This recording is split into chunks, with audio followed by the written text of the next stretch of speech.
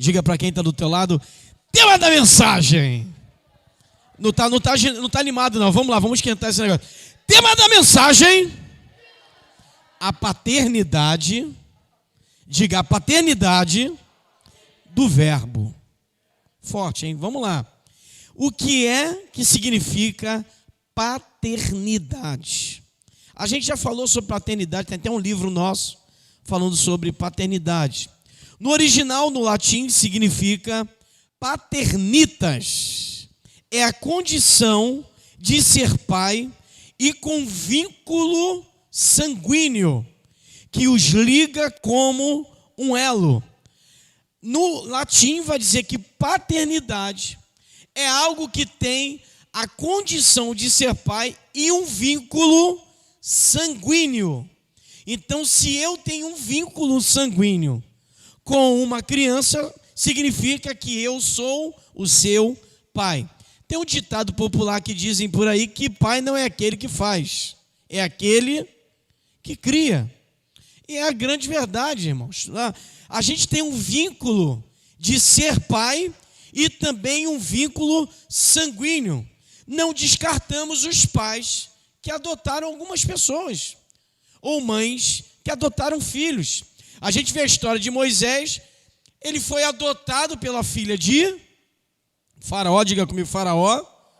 E a mãe de Moisés foi paga para amamentar o próprio filho. Que mistério, né, rapaz? A mulher não tinha dinheiro, não tinha as condições, não tinha tudo. Além de jogar o filho no rio, largou lá e foi embora. A filha de Faraó pega e agora ela mesma paga a uma mulher que ela viu que a mulher estava amamentando. Falou, você pode amamentar esse menino, que o nome dele é Moisés, tirado das águas? Pode. Então está na bênção. Você vai receber um dinheiro para poder amamentar esse filho. Paternidade é uma condição de ser pai e vínculo sanguíneo. Vai lá em Gálatas, não fecha João, deixa João separado e bota um papel aí, para a gente voltar depois, mas vai em Gálatas, capítulo 4, Gálatas 4, versículos de 1 até o 6. Gálatas 4, de 1 ao 6. Olha o que diz essa palavra. Irmãos, hoje eu vou falar no mínimo 30 versículos, no mínimo 30 versículos. A gente vai aprender na palavra sobre o nosso Pai. Gálatas 4, de 1 a 6. Quem não achou, diga eu não achei. Todos acharam? Amém? Achou, Ana Paula? Está na benção aí? Gálatas, Efésios, é lá pertinho, né? 4, de 1 a 6. Diz assim: digo, pois, que todo tempo em que o herdeiro é menino, em nada difere do servo, ainda que seja senhor de tudo. Senhor está minúsculo. Mas está debaixo de tutores e curadores até o tempo determinado pelo Pai. Assim também nós, quando éramos meninos, estávamos reduzidos à servidão, debaixo dos primeiros rudimentos do mundo. Mas vindo a plenitude dos tempos, Deus enviou o seu Filho. O Filho está com F maiúsculo, sim ou não? Quem é esse Filho, igreja? Diga comigo, Jesus. Nascido de mulher, nascido sob a lei. Versículo 5 e o último vai ser o 6. Para remir os que estavam debaixo da lei, a fim de recebermos a adoção de filhos. Versículo 6 e último. E porque sois filhos de Deus, filhos, Deus enviou aos nossos corações o Espírito de seu Filho, que clamamos ou chamamos Abba, Pai. Que coisa linda! Gálatas, que é o livro da igreja da Galácia, que é o livro da Ásia, daquele povo que Paulo pregou o evangelho. A Bíblia vai dizer em Gálatas 4, de 1 a 6, que um filho, quando é pequeno, ele ainda não é o senhor de tudo. Por quê? Porque existe um pai. Na visão de hoje em dia, a gente tem visto muito isso. Tem filho e tem filha que o pai e a mãe nem morreram e já estão querendo dominar aquilo que é dos pais. A mãe está quase morrendo, vamos reunir os irmãos e vamos fazer o seguinte: a casa da minha mãe é para você, o carro do meu pai fica para você, aquele quadro maravilhoso, aquele espelho, já vai dividindo tudo sem o pai estar morto. A Bíblia está dizendo que o filho, que é herdeiro, ainda menino, ele não é o senhor de tudo, mas ele está debaixo de tutores e curadores, que no original vai dizer de pessoas que administram aquilo que ele tem. Até o tempo determinado pelo pai, ele vai ser discipulado. Aí a Bíblia está dizendo no versículo 3, assim também nós, que éramos meninos, estávamos reduzidos à servidão do mundo. E ele nos pegou, nos rudimentou, nos trouxe à plenitude dos tempos e falou: vocês agora não são mais meninos, vocês agora não são mais meninas, vocês são filhos. Mas nós somos filhos, mas o que a Bíblia está falando em João capítulo 1, 12 ao 14, nós não somos filhos pelo sangue, nós somos filhos por adoção de filhos. Então ele nos chama para ser herdeiros, sem ser o dono da casa. Ele nos chama para ser filho, sem ser sanguíneo, sem ser da parte de sangue. Mas só que Jesus é poderoso. Quando ele derrama o seu sangue na cruz, ele derramou por quem? Ele derramou por quem, igreja? Vamos lá. Por nós. Então ele nos fez filho por adoção. E além de nos chamar de filho, porque alguns engraçadinhos poderia falar, Cátia, você é filho porque ele falou que você é filho. Mas para ser filho tem que ser pelo sangue. Não tem problema. Ele derramou o sangue na cruz por mim. Ele fechou as brechas e ele disse: vocês terão direitos e deveres para serem chamados de filhos. Aí eu vou continuar rodando a Bíblia. Eu vou pedir para você abrir em 1 Coríntios. A gente vai ficar aí e vai começar a subir. Vamos lá, 1 Coríntios, capítulo 8, versículo 6. Vamos rodar a Bíblia aí agora. Vamos lá, crente. 1 Coríntios, primeira carta aos Coríntios, né? Capítulo 8, versículo 6. Olha o que diz aí, presta atenção nessa palavra que o Senhor tem nos dado nessa noite. Ele é o Pai de todos. 1 Coríntios, capítulo 8, versículo 6 diz assim: todavia para nós há um só Deus, o Pai de quem é tudo e para quem nós vivemos, e um só Senhor. Qual o nome dele? Jesus Cristo, pelo qual são todas as coisas e nós somos por ele. A Bíblia está dizendo que por ele, por meio dele e para ele são todas as coisas. Todavia, um só Deus. Nós viemos no culto para celebrar o Dia dos Pais. Melhor coisa, eu ouvi tanta gente orar aqui, celebrarmos ao nosso Pai eterno, ao nosso Senhor. Não é um culto para o homem, é um culto para o Senhor. Mas o Dia dos Pais é maravilhoso. Como é bom ter o Dia dos Pais.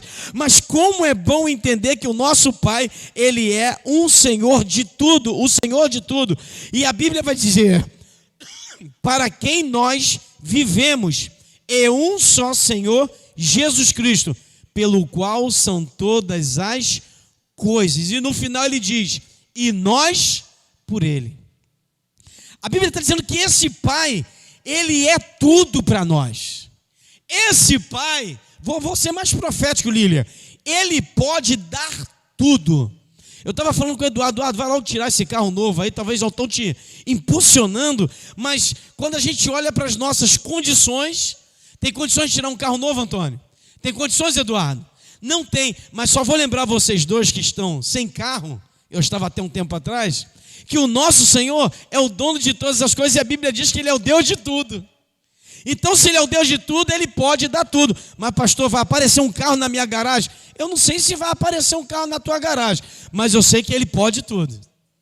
Eu sei que ele pode abençoar e usar uma pessoa, usar uma empresa, usar um negócio, usar um dinheiro, usar alguém para nos abençoar. A minha expectativa não está no que os meus olhos veem, porque se eu olhasse o meu pai, assim como Moisés quis ver Deus, eu quero ver Deus. Para que ver Deus se ele está dizendo para você quem ele já é? O problema é que a gente está igual a Tomé, a gente quer ver para crer. Mas na verdade Jesus fala para Tomé: bem-aventurados são aqueles que não viram, mas creram. Então nós somos bem-aventurados porque nós não vimos, mas nós cremos que o nosso Pai vai nos dar tudo. Quem pode dizer glória a Deus? 2 Coríntios, sobe mais um pouquinho. Segunda carta aos Coríntios, vou subindo, tá, gente? Segunda carta aos Coríntios, capítulo 1, primeiro. Versículo 3 e o versículo 4.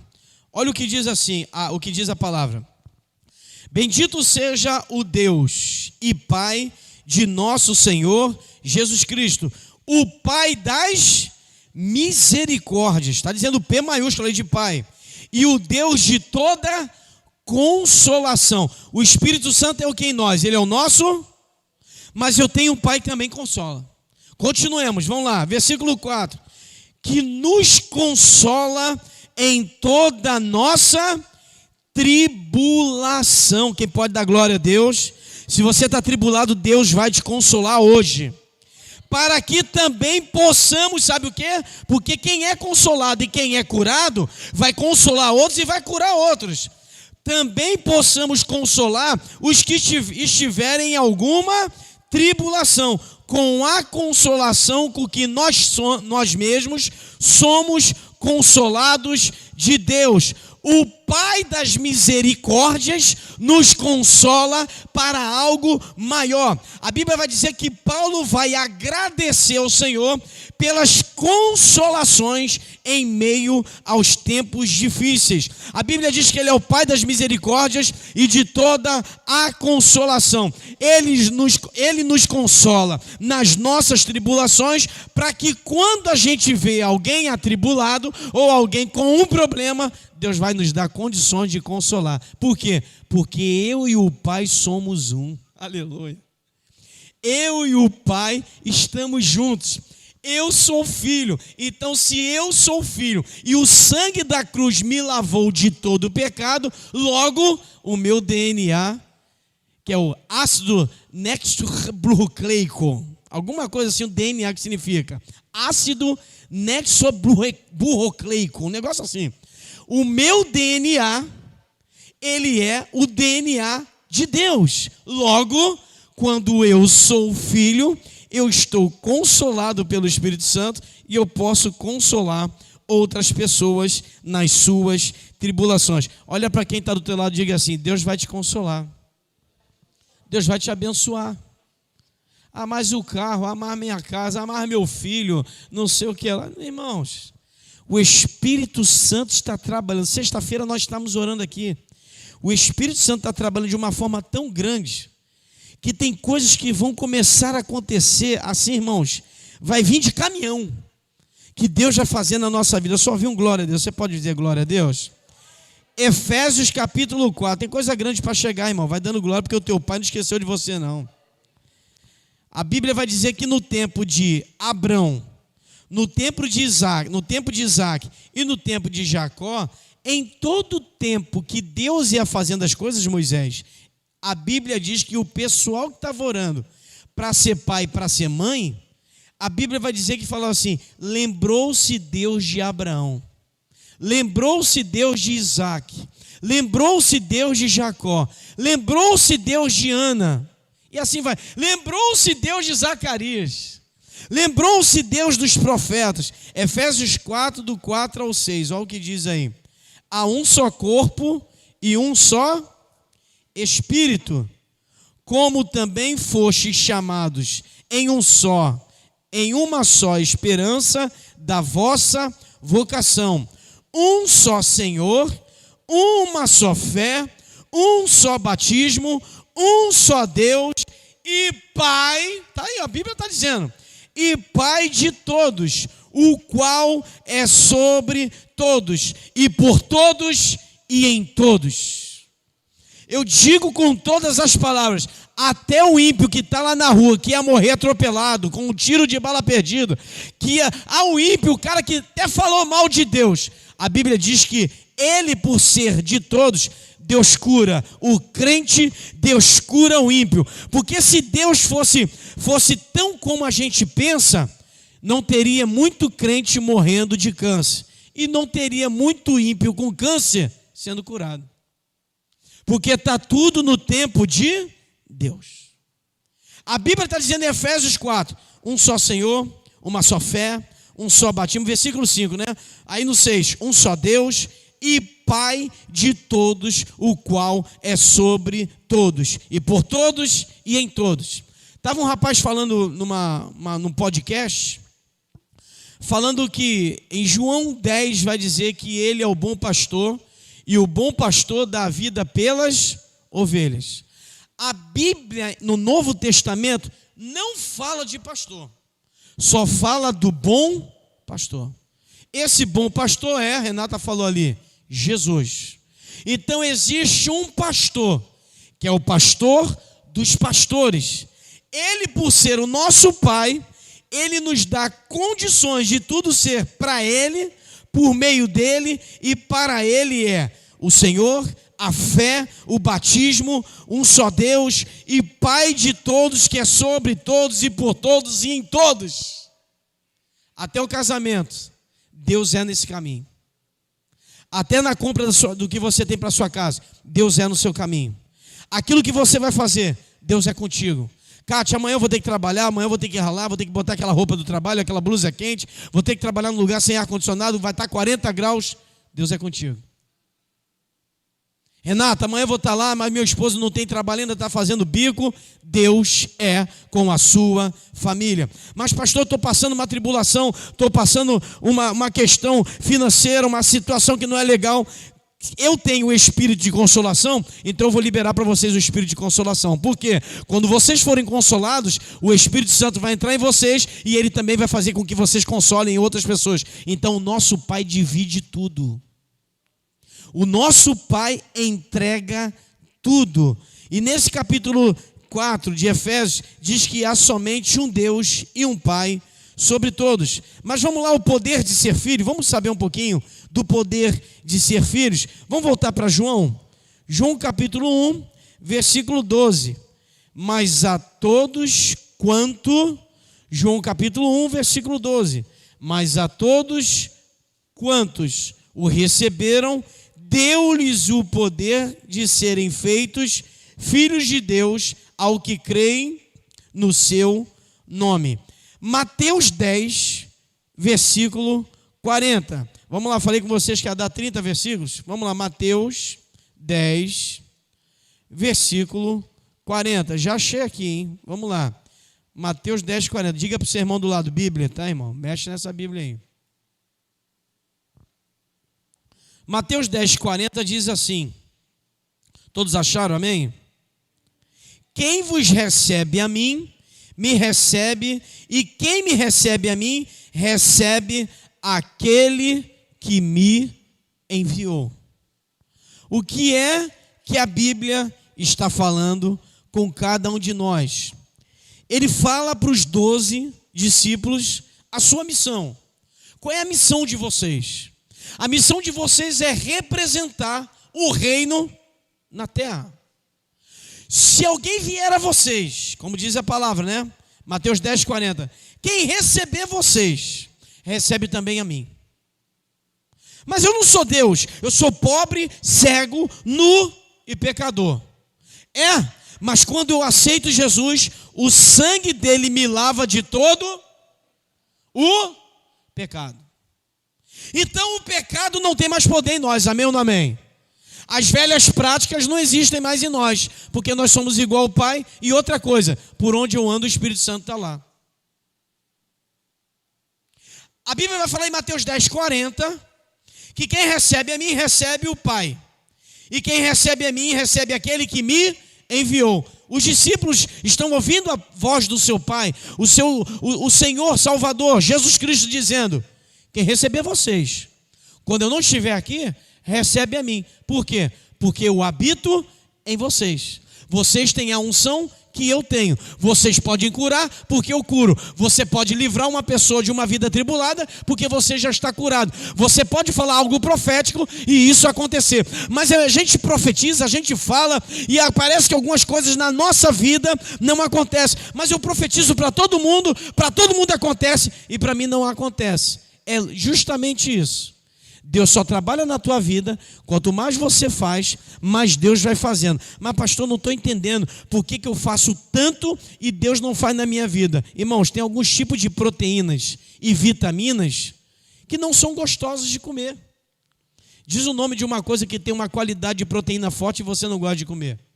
Quem gosta de chupar laranja? Quem gosta de comer bagaço de laranja? Quem gosta de comer mamão, melão? Melancia, estou falando de fruta. Estou falando de coisas normais. Ah, mas qual é o poder do coentro? Ah, qual é o poder daquele tempero tal? Qual é o poder de comer um tomate, que é uma fruta, né? Na verdade não é um legume, é uma fruta. Qual é o poder de eu comer um caqui? Meu Deus. Todos eles têm proteína, mas talvez algumas dessas frutas ou desses legumes vocês não comem. Mas existe uma proteína. É a mesma coisa Deus conosco. Ele vai dar-nos coisas que às vezes a gente não vai gostar. Porque não é para você gostar, é para saber se é para o teu bem. Então tem certos tipos de provações, Kátia, que vão acontecer na nossa vida para nos fortalecer ao amadurecimento. Quem tem propósito, amadurece. Quem tem propósito, aleluia. Diga para quem está do teu lado, a paternidade vive em mim.